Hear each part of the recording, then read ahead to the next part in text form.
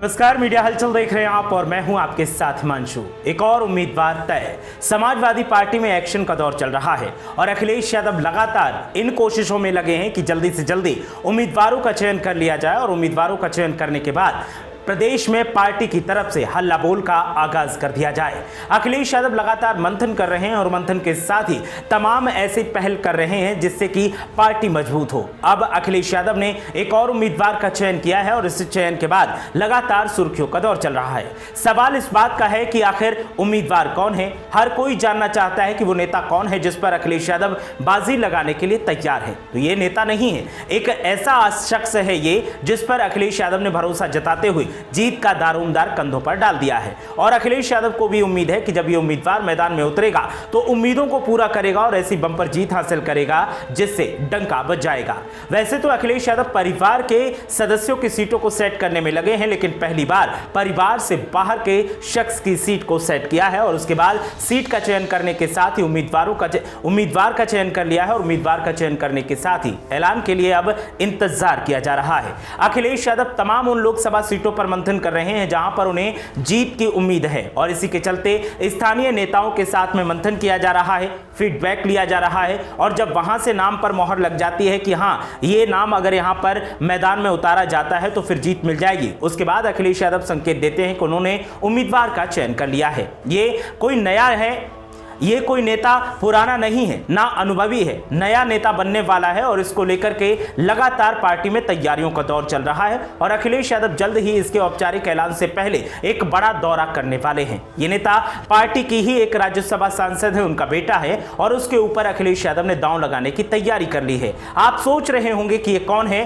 तो जरूर बताएंगे, लेकिन पहले बात कर लेते हैं कि कौन सी लोकसभा सीट पर अखिलेश यादव ने अब उम्मीदवार का चयन किया है और अपने पत्ते साफ किए हैं। तो अखिलेश यादव उन तमाम लोकसभा सीटों पर नजर बनाए हुए हैं जहां पर समाजवादी पार्टी मजबूत स्थिति में दिखाई दे रही है, जहां पर समाजवादी पार्टी दूसरे नंबर पर 2019 में रही थी। ऐसे में अखिलेश यादव की कोशिश है कि 2019 में हम दूसरे नंबर पर रहे थे लेकिन 2024 में हम पहले नंबर पर आ जाएं और इसी के लिए तमाम सीटों का चयन किया जा रहा है और इन्हीं सीटों में से एक सीट है प्रयागराज की सीट। प्रयागराज लोकसभा सीट पर फिलहाल बीजेपी की सांसद रीता बहुगुणा जोशी सांसद हैं, लेकिन उनको टक्कर देने के लिए अखिलेश यादव ने एक ऐसे चेहरे का चयन किया है जो सुर्खियों में है। आइए आपको वो भी दिखाते हैं। तो ये वो चेहरा है, अभिषेक बच्चन।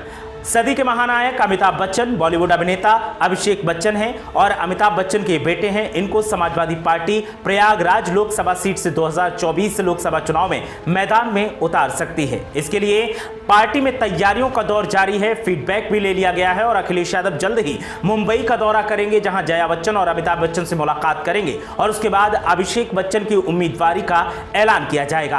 अभिषेक बच्चन के नाम को लेकर के लगातार सुर्खियां बन रही हैं और पार्टी के तमाम नेता इस नाम को लेकर के अलग अलग बातें कर रहे हैं। अखिलेश यादव की कोशिश है कि प्रयागराज में इस बार ऐसे समीकरण बनाए जाए जिनसे कि अभिषेक बच्चन बंपर जीत हासिल करें और बंपर जीत के साथ समाजवादी पार्टी का डंका बजाएं।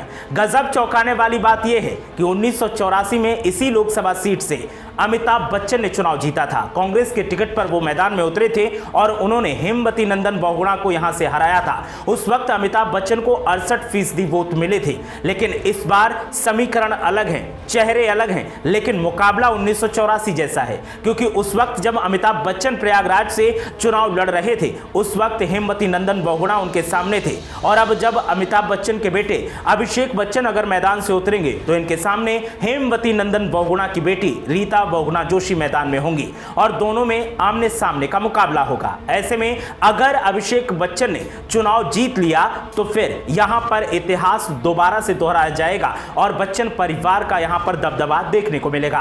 अमिताभ बच्चन यहां से सांसद रह चुके हैं, इसीलिए अभिषेक बच्चन को लेकर भी यहां पर काफी सुर्खियां बनती रहती हैं और चर्चाएं होती रहती हैं। अमिताभ बच्चन के साथ साथ यहां पर अभिषेक बच्चन के भी फैंस रहते हैं। ऐसे में अगर अभिषेक बच्चन को यहां से उम्मीदवार बनाया जाता है तो फिर अमिताभ बच्चन, जया बच्चन, ऐश्वर्या राय बच्चन जैसे लोग भी प्रयागराज में समाजवादी पार्टी के उम्मीदवार के लिए प्रचार करने के लिए जरूर आएंगे। अमिताभ बच्चन का प्रयागराज से पुराना नाता रहा है, ऐसे में अभिषेक बच्चन की उम्मीदवारी को पक्का माना जा रहा है। क्या अभिषेक बच्चन प्रयागराज में समाजवादी पार्टी की उम्मीदों को उम्मीदवार बनने के बाद पूरा कर पाएंगे? क्या अखिलेश यादव का यह फैसला सही है? क्या अखिलेश यादव को अभिषेक बच्चन को मैदान में उतारना चाहिए? क्या अभिषेक बच्चन रीता बहुगुणा जोशी को टक्कर दे पाएंगे, उन्हें हरा पाएंगे? और क्या 1984 वाली कहानी दोबारा दोहरा पाएंगे? आपकी राय क्या है? हमें कमेंट करके जरूर बताएं।